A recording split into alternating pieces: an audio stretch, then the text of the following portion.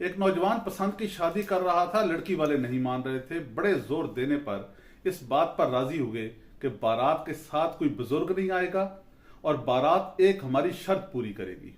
लड़का राजी हो गया। दोस्त यारों ने कहा हम पैसा सरमाया सब कुछ ले जाएंगे। दादा को मालूम हुआ तो उसने कहा मेरा पोता मुझे बहुत अजीज है, मैं इसकी बारात में जरूर जाऊंगा, मुझे एक संदूक में बंद करके बस के पीछे रख लेना। बारात पहुंची, रुखसती का वक्त आया।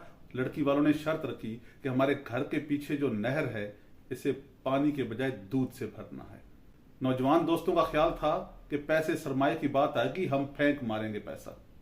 अब मायूस हुए, कोई हल नजर नहीं आ रहा था। कई घंटों तक सोचते रहे।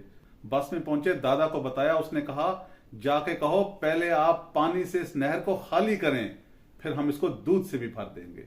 उन्होंने जाकर बताया, वो लाजवाब हो गए। लड़की रुखसत कर दी, लेकिन ये जरूर कहा कि यकीनन तुम्हारे साथ कोई बुजुर्ग है जिसने ये मशवरा दिया है।